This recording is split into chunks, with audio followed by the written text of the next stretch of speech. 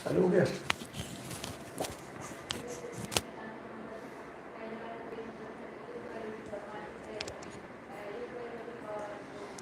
Good evening बच्चों। आज का 10 कदम हम लोग शुरू करते हैं। आज के टॉपिक में है रिप्रोडक्शन इन ऑर्गेनिज्म, जो बॉटनी पोर्शन से हम लोग डील कर रहे हैं, और इसके अलावा रिप्रोडक्टिव हेल्थ जो हम लोग जूलॉजी पोर्शन से डील कर रहे हैं। तो आप लोग जल्दी से जुड़ते जाइए और फिर हम लोग क्वेश्चन अपने चालू करते हैं। 10-10 क्वेश्चन करने होते हैं, इसमें भी इतना समय लगता है आप लोगों को, और इसमें कोई टाइम वेस्टेज तो है नहीं। तो मेरे हिसाब से इन 10 क्वेश्चन के लिए तो आप तुरंत आ जाया करिए और तुरंत हम लोग इस चैप्टर को, इसको बेटा चालू कर दिया करें। ओके, सो अगेन मैं आप लोगों को वेलकम करता हूँ। आप इस टॉपिक को तो चालू कर सकते हैं 10 कदम के नाम से। ओके, आई एम वेटिंग, जल्दी आ जाइए।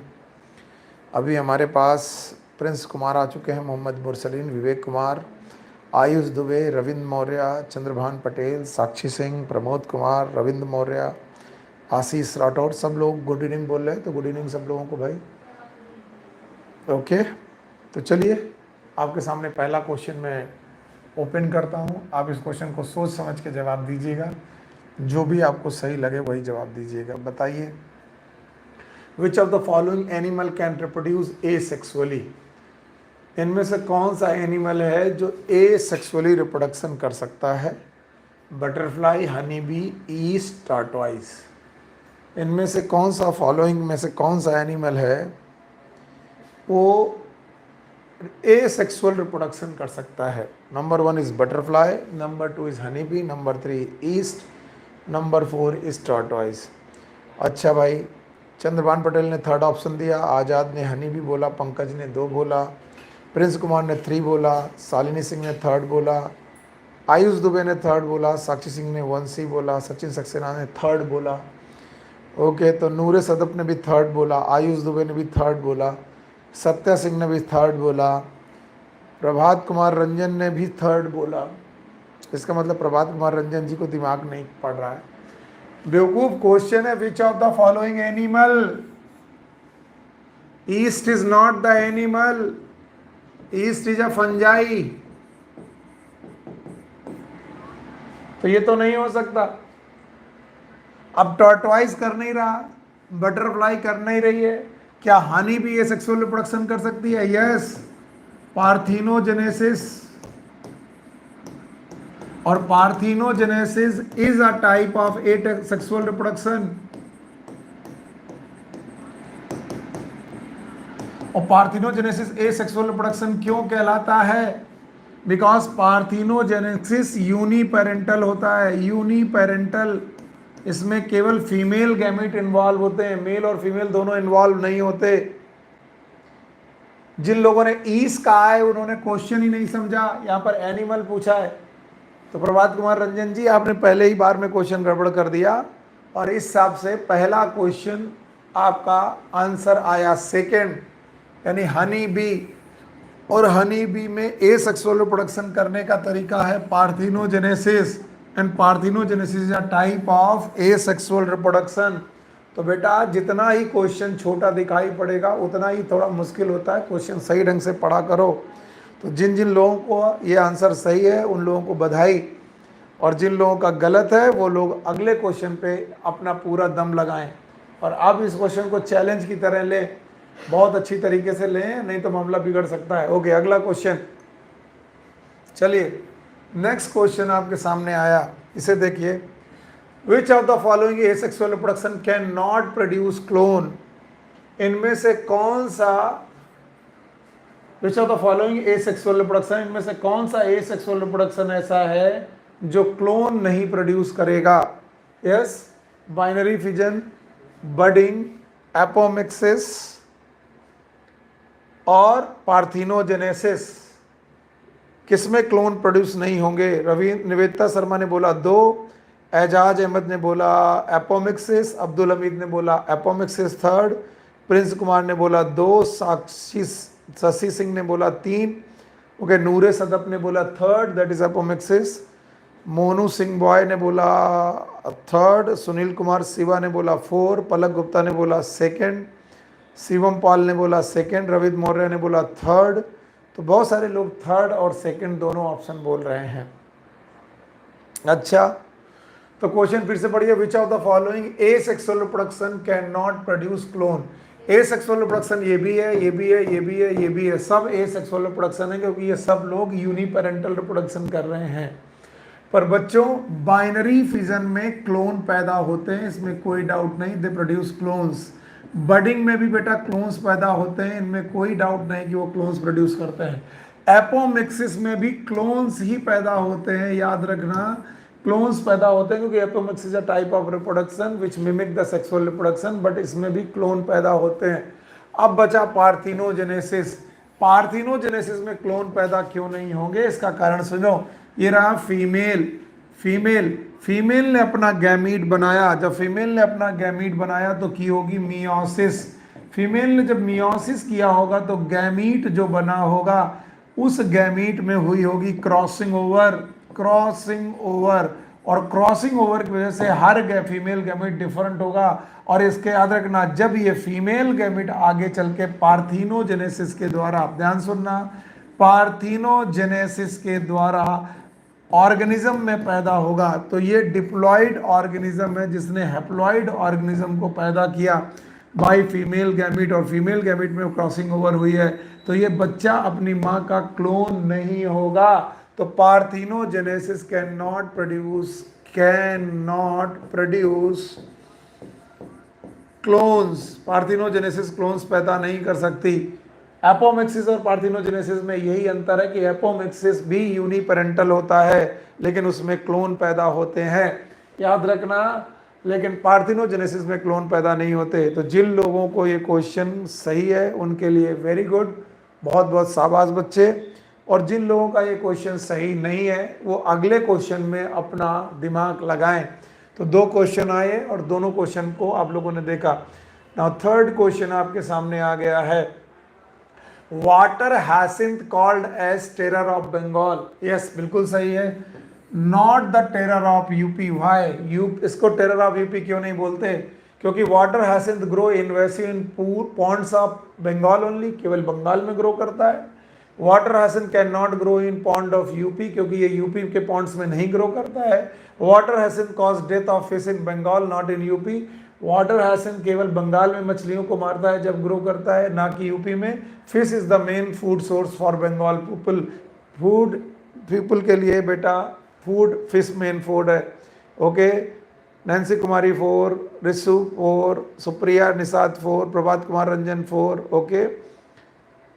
Okay, Shivam Pal 4, Mohammad Mursaleen 4, Vaishali Awasthi 4, Sakshi Singh 4, Nivedita Sharma 4, very good.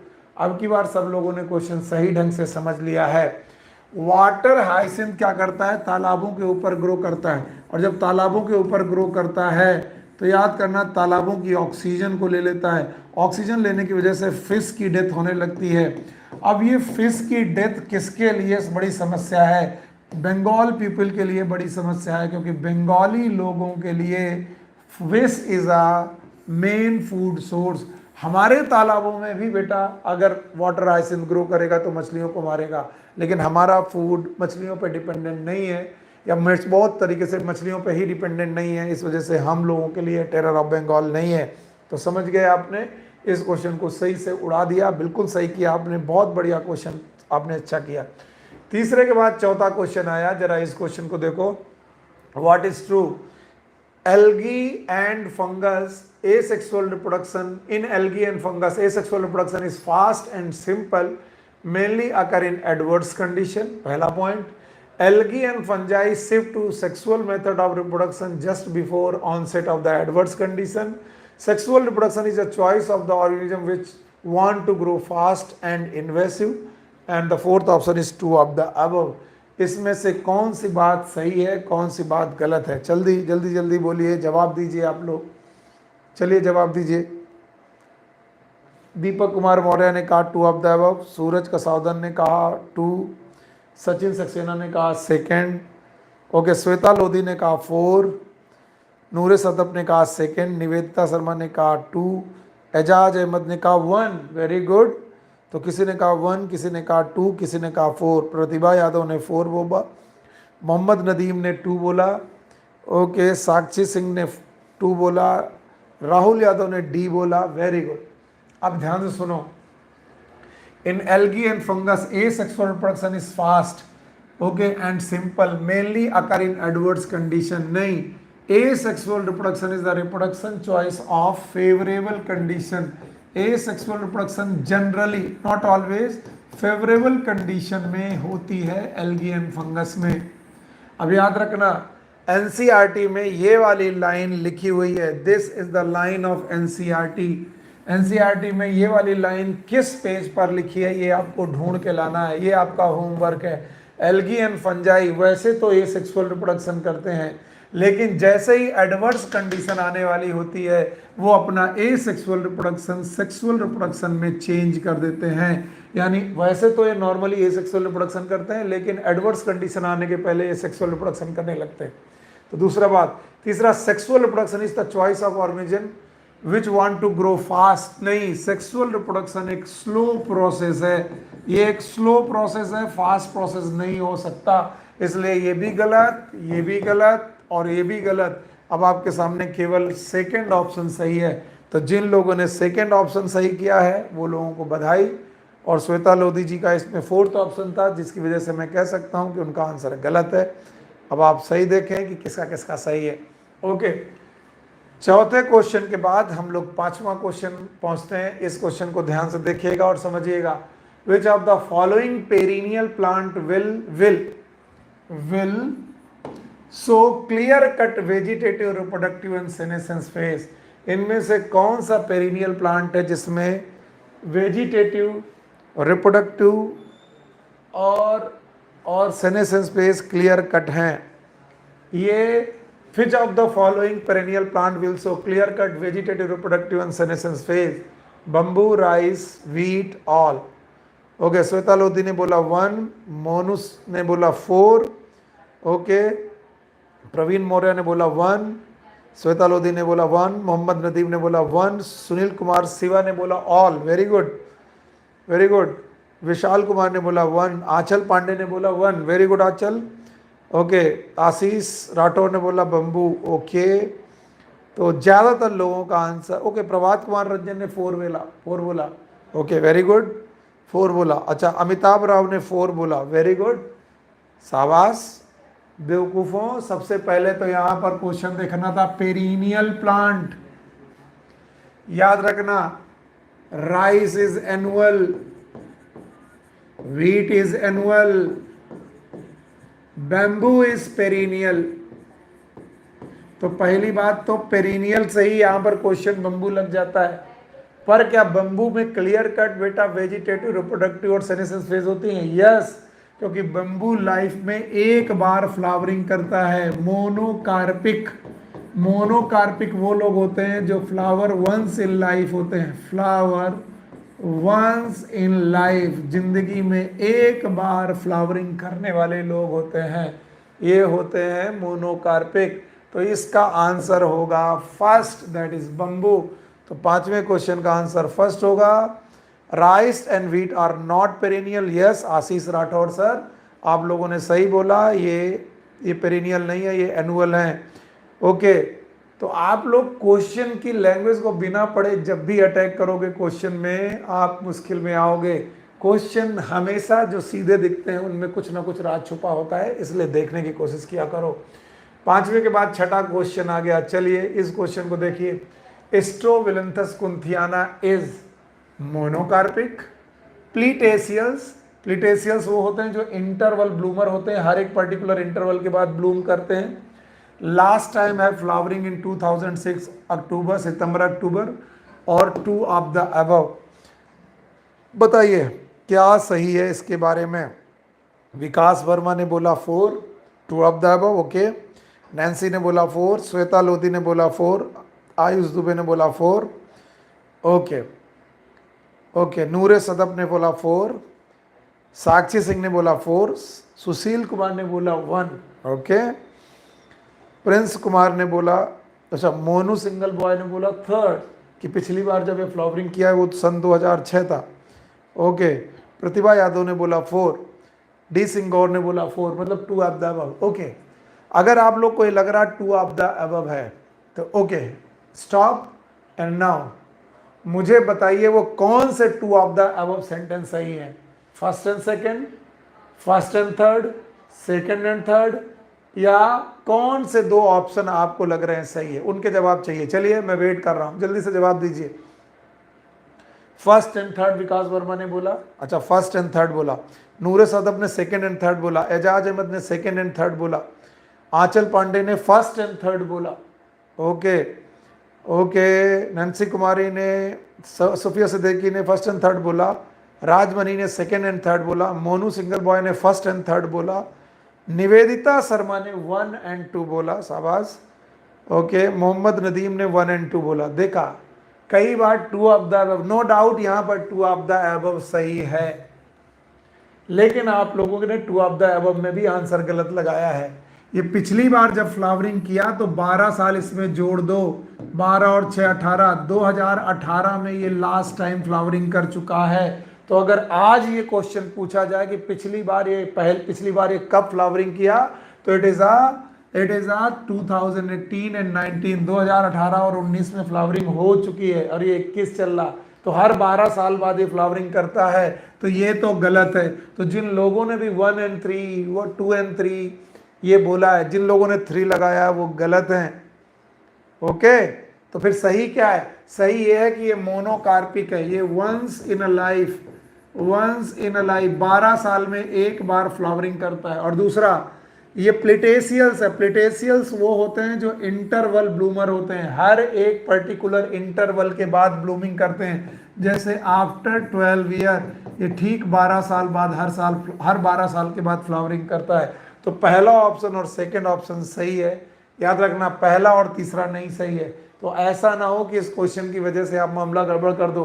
अब आए कि स्ट्रोबिलंथस कुंथियाना पिछली बार कब फ्लावरिंग किया, तो बोलना 2018 या फिर 19, कुछ जगह पर 19 में भी फ्लावरिंग किया, अदरवाइज 2018-19 में फ्लावरिंग कर चुका है हर 12 साल। तो 2006 में 12 जोड़ोगे तो 2018 आएगा, समझे? तो इस तरीके से जिन लोगों का सही है उन लोगों को बहुत बहुत बधाई।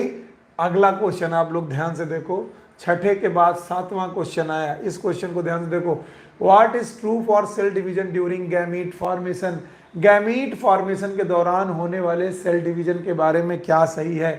Meiosis is the cell division for gamete formation, gamete बनाने के लिए मियोसिस होता है। Mitosis is the cell division for gamete formation, नहीं, उन्होंने बोला गैमीट बनाने के लिए माइटोसिस होता है। बोथ माइटोसिस एंड मियोसिस में भी the cell division of the gamete formation, कहते हैं दोनों तरीके का, माइटोसिस भी हो सकता है, मियोसिस भी हो सकता है।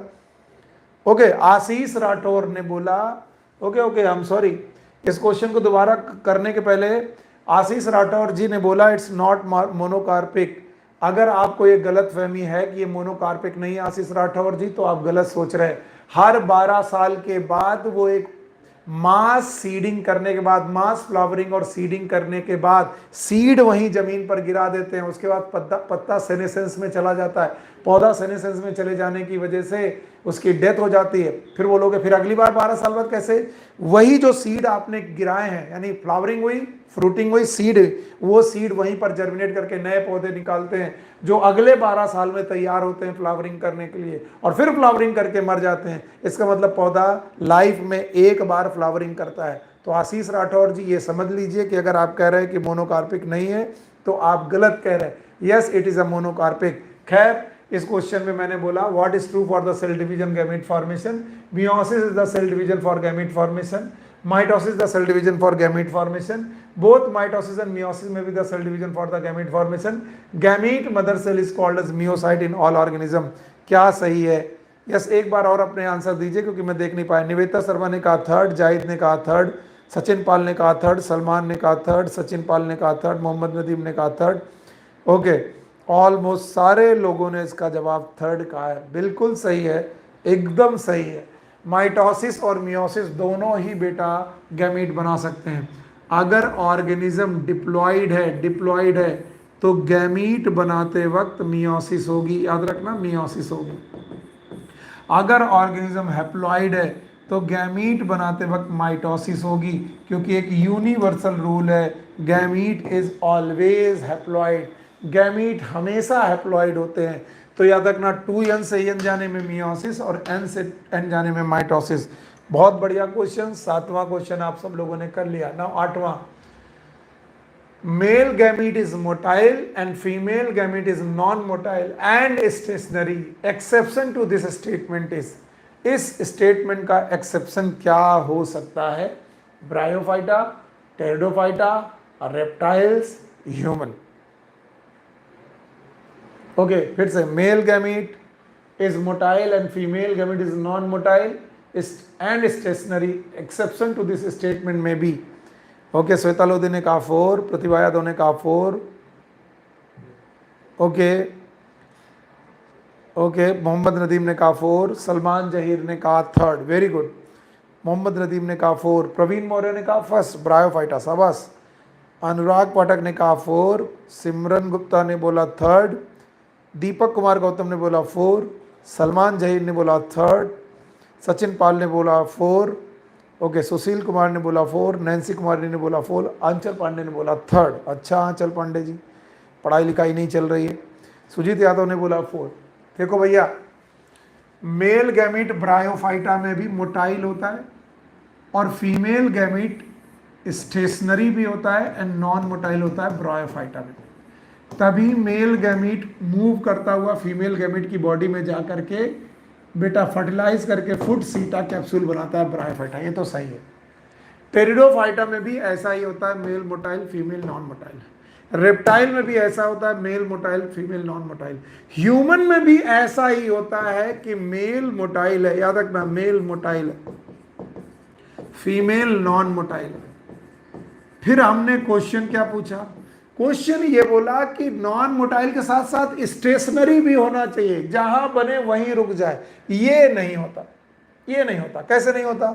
ओवरी रही, ये रहा fallopian tube, fallopian tube fimbriae, ovum निकला, ओवम इज नॉन मोटाइल, ये मूव नहीं कर सकता, लेकिन जो ओवम निकला है वो रुका नहीं रहता, वो मूव करता है। तो नॉन मोटाइल होना इसका मतलब उसमें फ्लैजेला नहीं है। और बेटा स्टेशनरी होना मतलब जो जहां निकला वहीं पड़ा रहे, ऐसा नहीं है जो जहां निकला वहां नहीं पड़ा रहा, बल्कि मूव किया टुवर्ड्स यूट्रस, यूट्रस की तरफ मूव करा, सीलरी मूवमेंट की तरह, इसलिए वो स्टेशनरी नहीं रहा, नॉन स्टेशनरी है। इसका मतलब इस पूरे सेंटेंस में सब कुछ सही था, ये स्टेशनरी शब्द वाला मामला कहाँ गलत हो गया? ह्यूमन, क्योंकि ह्यूमन का फीमेल गैमीट नॉन मोटाइल तो होता है लेकिन स्टेशनरी नहीं होता, वो मूव करता है, और इस वजह से हम लोग इसका आंसर लगाएंगे 4। तो जिन लोगों ने इसका आंसर 4 लगाया बहुत बहुत मुबारक हो। जिन लोगों ने भी बेटा 4 निकाला लगाया, बहुत अच्छा क्वेश्चन था, आप लोगों ने समझ लिया। ओके, क्वेश्चन नंबर 8 के बाद हम लोग क्वेश्चन नंबर 9 की तरफ मूव करते हैं। और अब 9 की तरफ जब हम क्वेश्चन की मूव करते हैं तो बोलना है external embryogenesis after internal fertilization may found in all reptile, all birds, all mammal, two of the above। Answer दीजिए, मैं आपके आंसर का जवाब ले रहा हूं, मैं वेट कर रहा हूं। चलिए आंसर दीजिए।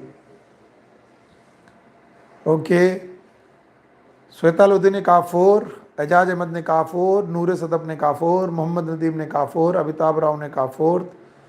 ओके, आंचल पांडे ने कहा 4, ओके, अमिताभ राव ने कहा 4, सचिन सक्सेना ने कहा 4। ऑलमोस्ट सारे ही लोगों का ये क्वेश्चन सही है। क्यों? क्योंकि एम्ब्रियोजेनेसिस, एक्सटर्नल एम्ब्रियोजेनेसिस का मतलब है ओवी पैरस होना, ओवी पैरस होना। और ओवी पैरस यहाँ पर 2 लोग हैं, all reptile all birds they are oviparous. तो याद रखना 2 ऑफ द अबव आंसर सही है, एकदम सही जवाब, करेक्ट जवाब, बहुत बढ़िया। आगे बढ़ जाइए, आखिरी क्वेश्चन आपके सामने आ रहा है, इस क्वेश्चन को सॉल्व करिए और बताइए क्या है। Which of the following organism oblique process will not show embryogenesis as a post fertilization event? इनमें से कौन सा ऑर्गेनिज्म या फिर कौन सा ऐसा प्रोसेस है जिसमें एम्ब्रियोजेनेसिस नहीं होती as a post fertilization event? Post fertilization event की तरह नहीं होती।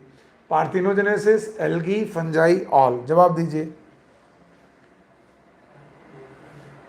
ओके, राहुल यादव ने 4 बोला, प्रतिभा यादव ने 4 बोला, श्वेता लोधी ने ऑल बोला। ओके, निवेदिता शर्मा ने ऑल बोला। ओके, मोहम्मद मुरसलीन ने भी ऑल, डी गौर ने ऑल, निवेदिता शर्मा ने ऑल, प्रभात कुमार रंजन ने ऑल। वेरी गुड, इसका मतलब है आप लोग इस क्वेश्चन को समझ गए, बिल्कुल सही है। पार्थिनोजेनेसिस में यस, एम्ब्रियोजेनेसिस तो होती है, एम्ब्रियोजेनेसिस तो होती है, बट पोस्ट फर्टिलाइजेशन नहीं होता। पोस्ट फर्टिलाइजेशन का मतलब there is a no fertilization, तो ये तो बेटा मामला बिगड़ गया, इसमें फर्टिलाइजेशन नहीं होता। दूसरा, एल्गी और fungi haplontic life cycle show करते हैं, हैप्लॉन्टिक, और हैप्लॉन्टिक लाइफ साइकिल के मेंबर में जाइगोट जो होता है, जाइगोट, ये 2n स्ट्रक्चर है और इसमें मियोसिस हो जाती है, और एक बार अगर जाइगोट में मियोसिस हो गई तो there is no embryo, embryo नहीं बनते बल्कि क्या बन जाते हैं, स्पोर्स, और इस तरीके से स्पोर फॉर्मेशन हो जाता है, ना कि एम्ब्रियो बनाना। वेरी गुड, सारे लोग अपने अपने नंबर बताओ, सारे लोग अपने अपने नंबर बताओ। निवेदिता ने कहा कि 10 में से 8 सही हैं, मुबारक हो निवेदिता जी, आपका स्कोर बढ़ गया कल के हिसाब से। ओके, डी गौर का सारे सही हैं, निवेदिता शर्मा 8, रामी गुप्ता 7 क्वेश्चन सही हैं, स्टूडेंट सिंह 9 सही हैं, नैन्सी कुमारी 6 सही हैं, राहुल यादव 7 सही हैं।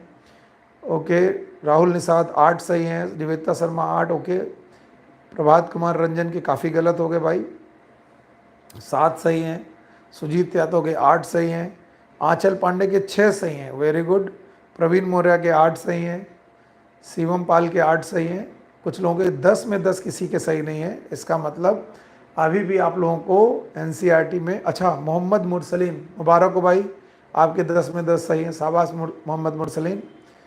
ओके, डी सिंह गौर के भी पूरे 10 में 10 सही हैं, वेरी गुड, शाबाश, बहुत बढ़िया बेटा। मोनू 5 सही हैं, और शशि सिंह 9 सही हैं 10 में से, दीपक कुमार गौतम 8 सही हैं, वेरी गुड। अब ये 10 क्वेश्चन के बाद अगले 10 क्वेश्चन आपके लिए चैलेंज दे रहा हूं मैं कि इनमें आपको 8 से ज़्यादा सही करने ही है। ओके, चलिए अगले 10 क्वेश्चन को ध्यान से देखिएगा, और ये है रिप्रोडक्टिव हेल्थ के, सिंपल सिंपल क्वेश्चन है, हम लोग रिप्रोडक्टिव हेल्थ से ये क्वेश्चन बना रहे हैं। आगे आइए, the main aim to implement amniocentesis as a technique in reproductive health, reproductive health में एमनियोसेंटेसिस को इम्प्लीमेंट करने के लिए, अप्लाई करने की क्या वजह रही होगी? To detect embryonic chromosomal abnormality, पहली वजह। To reduce female foeticide by prenatal sex determination, तीसरी to increase prenatal sex determination, fourth to check the amount of amniotic fluid in bag. चलिए जवाब दीजिए। ओके, श्वेता लोधी ने कहा 1, मोहम्मद नदीम ने कहा 1, ओके, मोहम्मद मुरसलीन ने कहा 1, ओके, प्रतिभा यादव ने कहा 1, देवांशी ने कहा 1, सचिन सक्सेना ने कहा 1, सिमरन गुप्ता ने कहा 1, रिसु ने कहा 1, मोहम्मद नदीम ने 1 कहा, प्रवीण मौर्य ने 1 कहा, शिवम पाल ने 1 कहा, आरबिया फिरोज ने 1 कहा, वेरी गुड, ऑलमोस्ट सब ने 1 कहा, एकदम सही है। एमनियोसेंटेसिस कभी भी सेक्स डिटर्मिनेशन के बारे में नहीं कहता, हालांकि एमनियोसेंटेसिस से सेक्स डिटर्मिनेशन हो जाता है, पॉसिबल है, इट इज पॉसिबल, लेकिन सेक्स डिटर्मिनेशन करने के लिए इस दुनिया में नहीं भेजा गया है टेक्निक, तो सेक्स डिटर्मिनेशन वाली दोनों बातें अलग है। और एमनियोटिक फ्लूइड को चेक करने के लिए आपके पास अल्ट्रासोनोग्राफी होती है, यूएसजी होती है, तो फिर करना क्या है, हमें चेक करना है कि कहीं कोई क्रोमोसोमल एबनॉर्मलिटीज तो नहीं है बच्चे को। तो बहुत बहुत बधाई हो, आपने पहले ही गेंद पे छक्का मार दिया। ओके, अब देखता हूं अगला question. Next question, the main cause for rapid population growth in India is, India में पॉपुलेशन ग्रोथ बहुत तेजी से हो रही है, इसका कारण क्या है? Rapid decline in death rate oblique MMR, decrease in IMR, increase in number of fertile couple, और फोर्थ इज ऑल। चलो जवाब दो। शुभम यादव ने डी बोला, नैन्सी कुमारी ने 4 बोला, पलक गुप्ता ने 4 बोला, ओके, श्वेता लोधी ने भी 4 बोला, एजाज अहमद ने 4 बोला, प्रतिभा यादव ने 4 बोला, यदुवंशी ने भी 4 बोला, ओके, विवेक कुमार ने भी 4 बोला। यस, सही क्वेश्चन, इसमें भी आपने छक्का मार दिया। What is MMR? Maternal mortality rate, maternal mortality rate ये कम हो रही है, यानी वो जो माएँ हैं जो प्रेगनेंसी में जा रही हैं उनकी रेट मरने की टेंडेंसी कम हो रही है, डेथ रेट भी कम हो रही है। IMR इन्फेंट मोर्टेलिटी रेट, बच्चों के मरने की बेटा टेंडेंसी भी कम हो रही है क्योंकि हमारी अच्छी क्लिनिकल हो गई। और नंबर ऑफ फर्टाइल कपल, यानी हमारे देश में यंग लोगों की पॉपुलेशन बहुत बढ़ती जा रही है, इस वजह से पॉपुलेशन बहुत ज़्यादा बढ़ रही है। ओके, तो भाई दूसरे का भी चौथा ऑप्शन हुआ, बिल्कुल सही जवाब दे दिया आपने। अगला question, which of the following is least reversible mode of contraception, इनमें से कौन सा कॉन्ट्रासेप्शन का मोड लीस्ट रिवर्सिबल है? Oral contraceptive pills, IUD, DMP, DMPA, sterilisation. जवाब दीजिए। Okay, Zeba 4, Ramesh 4, Mohammad Nadeem 4, Noor Sadaf 4, Anchal Pandey 4, Risu Nishad 4। Okay, again क्योंकि इस चैप्टर में पूछने के लिए जो भी क्वेश्चन है वो स्ट्रेट फॉरवर्ड है, तो आप लोग छक्के पे छक्के मार रहे हैं। 3 छक्के मार दिया आपने, चलो हैट्रिक मारी आपने, very good. Oral contraceptive pills मतलब ये दवाइयाँ हैं जो हम लोग बच्चों में अंतर रहने के लिए लेडीज को देते हैं, इनको कभी भी रोका जा सकता है, it is reversible. IUD intrauterine devices हैं जिन्हें हम लोग कॉपर टिक के नाम से जानते हैं, इन्हें कभी भी हटाया और कभी भी लगाया जा सकता है। डिम्पा एक इंजेक्शन है जो पर्टिकुलर कुछ सालों के लिए लगाया जाता है और उसके बाद इस डिम्पा का प्रभाव खत्म हो जाता है। स्टेरिलाइजेशन एक सर्जरी है, और सर्जरी 2 प्रकार की, एक तो ट्यूबेक्टोमी और एक वेसेक्टोमी। तो ट्यूबेक्टोमी और वेसेक्टोमी में वेसेक्टोमी नसबंदी है, नसबंदी कर लिया तो रिवर्सिबिलिटी के चांसेस कम है, यानी दोबारा बच्चा पैदा करने का थोड़ा मुश्किल आएंगी। तो इन सारे एग्जाम्पल में स्टेरिलाइजेशन टेक्निक ऐसी थी जिसकी रिवर्सिबिलिटी के चांसेस कम है। तो तीनों क्वेश्चन मुबारक हो। डिम्पा इंजेक्शन जो होता है एक पर्टिकुलर टाइम के बाद, उसे विकास वर्मा ने आंसर गलत दिया था। डिम्पा का फुल फॉर्म पूछे हैं। Okay, depot medroxy progesterone acetate, depot medroxy progesterone acetate, ये इसका फुल फॉर्म है। आगे बढ़ जाइए, एक इंजेक्शन फॉर्म है depot medroxy progesterone acetate. Okay, अगला क्वेश्चन आया 4th, इस क्वेश्चन को समझिए। Which of the following cancer में B the side effect of oral contraceptive pills और हार्मोनल IUD, यानी ओरल कॉन्ट्रासेप्टिव पिल्स खाने से या फिर हार्मोनल IUD लगाने से, यूट्रस में इंट्रायूट्राइन डिवाइसेस हैं, यूट्रस में लगाई जाती हैं, इनसे कौन सा कैंसर होने का खतरा है? ओवरी का कैंसर, यूट्राइन का कैंसर, ओरल कैंसर और ब्रेस्ट कैंसर। यस, नूरे सदफ ने कहा 2nd यूट्राइन कैंसर, शाबाश बेटा।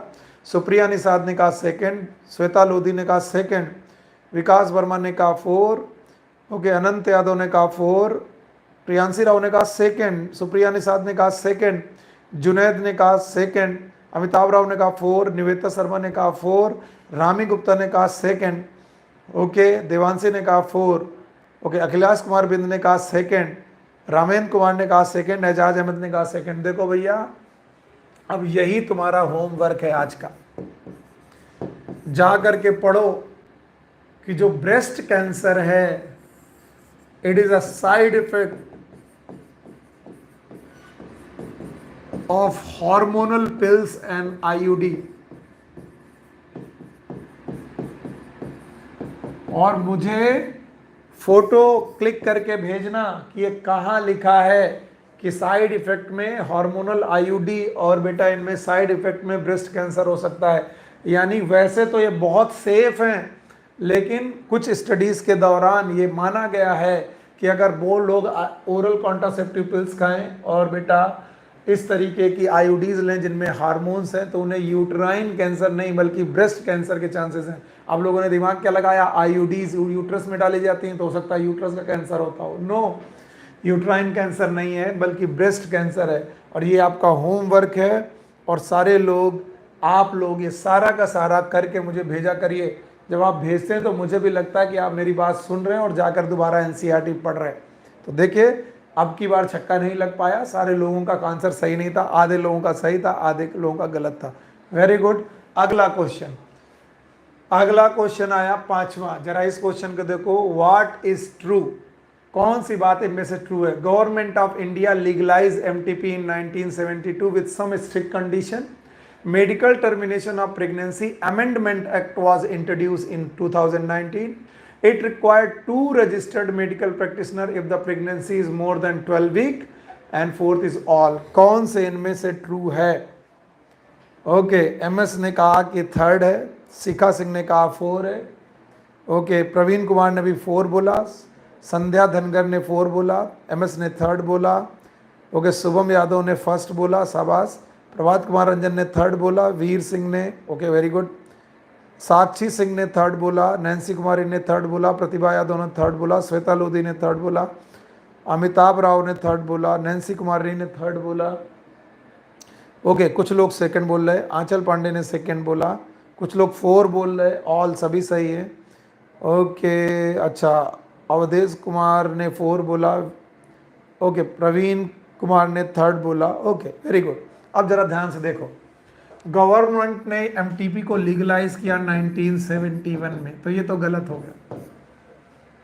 अमेंडमेंट एक्ट आया 2017 में. मेडिकल टर्मिनेशन प्रेगनेंसी का जो अमेंडमेंट एक्ट आया वो 2017 में आया, बिल्कुल सही है. और तीसरा, फर्स्ट ट्राइमेस्टर यानी 12 वीक तक, up to 12 week, up to 12 week तक तो बेटा 1 प्रैक्टिशनर चाहिए. 1 प्रैक्टिशनर, एक प्रैक्टिशनर मिलकर के आयु ये कर सकता है. लेकिन more than 12 and less than 24, 24 से कम और 12 से ज़्यादा के बीच में हमें 2 प्रैक्टिशनर चाहिए. तो ये थर्ड वाला ऑप्शन सही है. जिन लोगों का थर्ड ऑप्शन सही था, लिखा है, उनका आंसर एकदम सही है, बाकी लोगों का गलत है. तो फिर एक बार ठीक है. तो शशि सिंह ने कहा 1 और 2 तो नहीं हो सकता, बिल्कुल बात सही है. तो ऑल तो वैसे भी नहीं हो सकता, वेरी गुड. और इस तरीके से तुमने जो देखा कि तीसरा ऑप्शन ही सही हो सकता था जो आपने किया. 5वें के बाद आपके सामने छठा क्वेश्चन आया. Which of the following ART assisted reproductive techniques, assisted reproductive technique में B the choice if in vivo fertilization is not possible but uterus of mother is normal. पहले क्वेश्चन ध्यान सुन लो, मैं बता दूं. जो माँ है उसका यूट्रस नॉर्मल है, इसमें कोई दिक्कत नहीं है, बाकी चीजों में कोई दिक्कत नहीं है.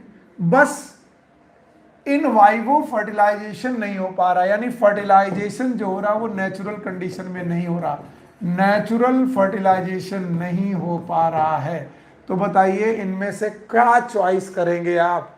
इन vitro fertilization, ICSI, GIFT, 2 of the above. बताइए क्या आंसर होगा? ओके, जवाब आने चालू हुए. Sakshi Singh is D. Okay, Junaid is third, Mohammad Shafiq Khan is third, Vishal Sharma third, D Singh Gaur third. Okay, D Singh third, अब की बार बोला आपने. प्रतिभा यादव गिफ्ट बोल रही हैं, देवांग पंडित थर्ड बोल रहे हैं, अरीबा फरोज 4 बोल रही हैं, आंचल पांडे थर्ड बोल रही हैं. ओके, फैजल मलिक 4 बोल रहे हैं. इसके अलावा अनुराग पाठक थर्ड बोल रहे हैं, देवांशी सेकंड बोल रही हैं, सुनील मलिक. ओके, अब क्वेश्चन सुनो. यूट्रस सही है, इन वाइवो फर्टिलाइजेशन पॉसिबल ही नहीं है. बोल रहे हैं नेचुरल कंडीशन में पॉसिबल ही नहीं है, तो गिफ्ट नहीं हो सकता. क्यों? क्योंकि गिफ्ट में आप गैमीट, इंट्राफेलोपियन गैमीट भेजते हैं, गैमीट को फेलोपियन ट्यूब में भेजते हैं. गैमीट को फेलोपियन ट्यूब में भेज के करेंगे क्या? जबकि स्पर्म आ जाने के बावजूद भी फर्टिलाइजेशन नॉट पॉसिबल. फर्टिलाइजेशन तो पॉसिबल ही नहीं है नेचुरल कंडीशन में, ये मैंने लिख दिया, इट इज नॉट पॉसिबल.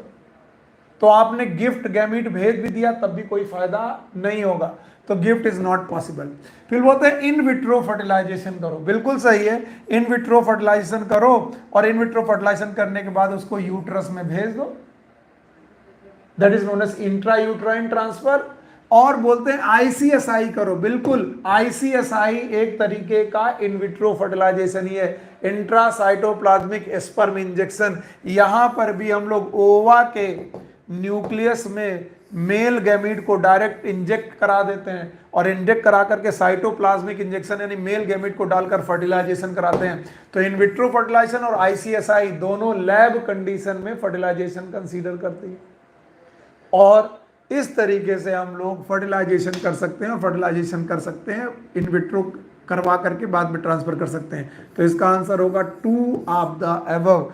तो जिन लोगों ने, प्रभात कुमार रंजन ने कहा सर मेरा धोखे से सही हो गया, तो प्रभात कुमार रंजन जी आप ये सोचिए कि आपका धोखे से सही हुआ तो आपने क्या ऑप्शन सोचा था।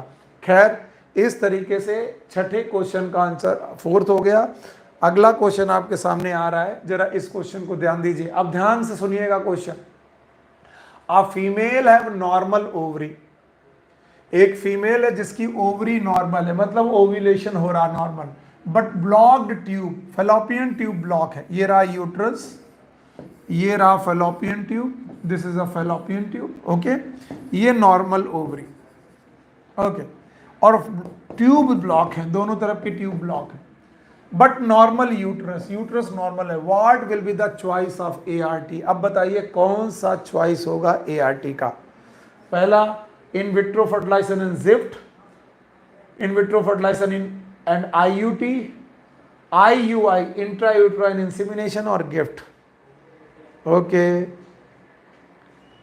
श्वेता लोधी का 2, दबंग का सेकंड, शिखा सिंह सेकंड, ये कैसे नाम है दबंग, निवेदिता का सेकंड, शिखा का सेकंड, ओके, शिवम अवस्थी का 1, डी सिंगौर का सेकंड, वैशाली का सेकंड, प्रियांशी राव का सेकंड, ओके, जुबैर खान का 3rd, आंचल पांडे का सेकंड, देवांशी का second, Sujeet Yadav second, D Singaur second, okay. अब क्वेश्चन देखते हैं।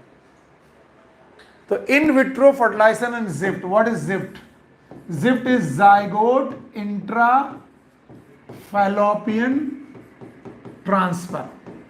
अरे जब फैलोपियन ट्यूब ब्लॉक ही है तो जाइगोट यहां ट्रांसफर करने का कोई फायदा नहीं, तो ये तो नहीं होगा। IUI इंट्रा यूट्राइन इंसिमिनेशन, और इंसिमिनेशन में हम लोग मेल गैमीट छोड़ते हैं। मेल गैमीट छोड़ भी दिया तो क्या हुआ, फीमेल गैमीट आ ही नहीं पाएगा, फीमेल गैमीट नहीं आ पाएगा क्योंकि ये ब्लॉक है, और ब्लॉक है तो बेटा फर्टिलाइजेशन नहीं होगा, तो IUI भी नहीं होगा। गिफ्ट करने का कोई फायदा नहीं क्योंकि फेलोपियन ट्यूब में ही आप गैमीट डालने जा रहे हो, तो ये भी पॉसिबल नहीं। अब आप इन विट्रो फर्टिलाइजेशन करें, यानी कि आप फर्टिलाइजेशन करें लैब में, और लैब में फर्टिलाइजेशन करने के बाद जब आपका 32 सेल या फिर 16 सेल से ज़्यादा का बेटा आपका जाइगोट बन जाए, ब्लास्टोसिस्ट बन जाए, मोर देन 16 सेल या मोर देन 8 सेल, इसे डायरेक्ट आप डालिए यूट्रस में, that is known as intra uterine transfer, क्योंकि यूट्रस इज नॉर्मल, यहां डालने का कोई मतलब नहीं। तो answer will be in vitro fertilization and IUT। तो क्वेश्चन नंबर 7 का दूसरा ऑप्शन सही है, शाबाश। इस तरीके से 7वें का दूसरा ऑप्शन सही है, वेरी गुड। अच्छा, अब अगला क्वेश्चन फिर से ART का, ध्यान दीजिएगा वरना मामला बिगड़ेगा, ओके। अगला question, a female with anovulating ovary, ऐसी ओवरी जिससे ओव्यूलेशन नहीं हो रहा, an unsuitable vagina for sperm motility, उसकी वेजाइना बेटा अनसुटेबल है क्योंकि उससे स्पर्म नहीं निकल सकते, स्पर्म मोटिलिटी को नहीं होने दे रही है। ये रहा आपका female tract. What may B the choice of treatment for in vivo fertilization, यानी अब हमें फर्टिलाइजेशन भी इन वाइवो कराना है। फर्टिलाइजेशन बेटा बॉडी के अंदर कराना है, इन विट्रो नहीं कराना है, तो क्या कराओगे? फीमेल विथ अनओव्यूलेटिंग ओवरी, यानी यहां से ओव्यूलेशन नहीं हो रहा, यहां से ओव्यूलेशन नहीं हो रहा, और वेजाइना भी सुटेबल नहीं है स्पर्म के लिए, there is no suitability of vagina for the sperm, then what may be the choice for the treatment for in vivo fertilization. In vivo fertilization के लिए आपको क्या करना पड़ेगा? Yes, GIFT and intravaginal insemination, GIFT and IUI, ICSI and ZIFT, ICSI and IUT, okay. बहुत सारे लोगों का आंसर सेकंड आ रहा, डी गौर का सेकंड, आकाश यादव का सेकंड, नूर सदफ का 4, सचिन पाल का 3rd, आंचल पांडे का सेकंड, नैन्सी कुमारी का सेकंड, ओके, संदीप का 4, सुजीत यादव का 4, ओके। ये लो भाई, अनंत बौद्ध का 1 भी आ रहा है, वेरी गुड। पालक गुप्ता का 1 आ रहा है, अच्छा। देखो भाई, vagina is not suitable, not suitable, तो इंट्रावेजाइनल इंसिमिनेशन का कोई फायदा नहीं। तुमने वजाइना में सीमेन छोड़ भी दिया तो वजाइना इज नॉट सुटेबल, पहले लिखा है अनसुटेबल वेजाइना, तो इंट्रा वेजाइनल इंसेमिनेशन का कोई फायदा नहीं। ओके, अब बोल रहे हैं एन ओव्यूलेटिंग ओवरी है और जिफ्ट करना है, जाइगोट इंट्राफेलोपियन ट्रांसफर, ये आईसीएसआई इन विट्रो फर्टिलाइजेशन करता है और हमें क्या करना है इन वाइवो। तो ये आईसीएसआई तो बेटा इन विट्रो है, ये भी इन विट्रो है, तो ये दोनों नहीं रहे। अब क्या करें आप गैमीट छोड़ें बाहर से, किसका, खुद का गैमीट कि डोनर का, डोनर का गैमीट छोड़ें, कहां पर, फेलोपियन ट्यूब में, क्योंकि फेलोपियन ट्यूब में कोई दिक्कत नहीं, ओवरी ओवुलेशन नहीं कर रही बस। और इधर आप स्पर्म छोड़े यूट्रस में, that is known as intra uterine insemination. तो एक तरफ से गिफ्ट कराएं, एक तरफ से आईयूआई कराएं और इन दोनों को मिलने दे, फर्टिलाइजेशन होने दे, and that is GIFT and IUI. जिन लोगों ने भी ये क्वेश्चन सही किया मुबारकबाद उनको बहुत अच्छी तरीके से एआरटी समझ में आई है। वेरी गुड, शाबाश बच्चे, बहुत बढ़िया लगा। मुझे तो लग रहा था इस क्वेश्चन में बहुत सारे लोग ढेर होंगे, लेकिन फिर भी बहुत सारे लोगों ने इस क्वेश्चन को सही किया। 8वें के बाद 9वां क्वेश्चन आया, what is true for non curable STD. Non curable STD के लिए क्या बात सही है, almost all are the viral disease, पहली बात, all of them can be transmitted through blood transfusion and all of them are cancerous. देखो सारी की सारी इनमें कैंसरस नहीं है, पहला पॉइंट। अच्छा जवाब दीजिए, ओह माय गुडनेस, जवाब ही नहीं आया, मैंने पहले जवाब कर दिया। ओके जवाब आइए। ओके, माधव नारायण ने सेकंड बोला, शिखा सिंह ने सेकंड बोला, प्रवीण मौर्य ने सेकंड बोला। ओके सेकंड सारे लोगों का आंसर आ रहा। आंचल पांडे ने सेकंड, अमिताभ राव ने सेकंड। जरा मुझे नॉन क्यूरेबल एसटीडीज के नाम बताइए। चलिए रुक जाइए, नॉन क्यूरेबल स्टडीज के नाम बताइए, तब इस क्वेश्चन को आगे बढ़ाऊंगा। चलिए मैं वेट कर रहा हूं। नॉन क्यूरेबल एसटीडीज, कौन सी ऐसी एसटीडीज हैं जो नॉन क्यूरेबल हैं, लिखिए, मैं देख रहा हूं, वेट कर रहा हूं, तब इस क्वेश्चन की तरफ ध्यान दिया जाएगा। नाम बताइए नॉन क्यूरेबल एसटीडीज का।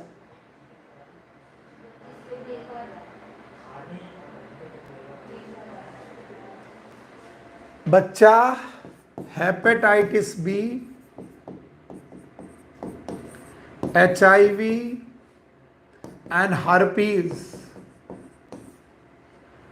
ये सब की सब वायरल डिसीज है, ये बात तो सही है। सब इनको ट्रांसमिट नहीं कर सकते, ये लोग ब्लड ट्रांसफ्यूजन से जा सकते हैं, hepatitis B, HIV, herpes blood transfusion नहीं करती, और सब की सब इनमें कैंसरस भी नहीं है, इनमें से एचआईवी ही नहीं कैंसरस है। तो नॉट तो सबकी सब कैंसरस है, ना सबकी सब ट्रांसमिटेड है ब्लड टिश्यू से, ये सब की सब वायरल डिसीज है। हेपेटाइटिस बी भी वायरल डिसीज है, एचआईवी भी वायरल डिसीज है, हर्पीज भी वायरल डिसीज है। और इस तरीके से आपका आंसर केवल फर्स्ट आना चाहिए। जिन लोगों का सेकंड ऑप्शन आ रहा था वो बहुत गलत ऑप्शन था। लो, जाहिद हुसैन ने बोला गोनेरिया, सिफिलिस एंड हर्पीज ये नॉन क्यूरेबल है। बेवकूफों, ये क्यूरेबल है। Hepatitis B, HIV and herpes ये 3 ऐसी बीमारियां हैं गोने जो कि बेटा नॉन क्यूरेबल है आपकी एनसीईआरटी के हिसाब से, जिनको क्योर नहीं किया जा सकता। तो उनमें तीनों की तीनों बेटा these are all of 3 are viral disease, और आपकी एनसीईआरटी के अनुसार मैं ये क्वेश्चन बनाया हूं, तो इसलिए आप लोग ध्यान दें और बहुत अच्छी तरीके से बताएं। तो अगला क्वेश्चन 10वां आखिरी क्वेश्चन है, which of the following mean of contraception is not required to be administered in daily basis. इनमें से कौन सा बेसिस ऐसा है कॉन्ट्रासेप्शन का जिसे रोज एडमिनिस्ट्रेशन करने की जरूरत नहीं, जिसे रोज लेने की जरूरत नहीं है। नॉरप्लांट जो कि इम्प्लांट है, डिम्पा जो कि इंजेक्शन है, सहेली जो कि एक ओरल प्लॉट ड्रग है, और ऑल। ऑप्शन दीजिए। Nancy Kumari 4, Anant Bauddh 4, Vikas Verma 3rd, that is Saheli, very good.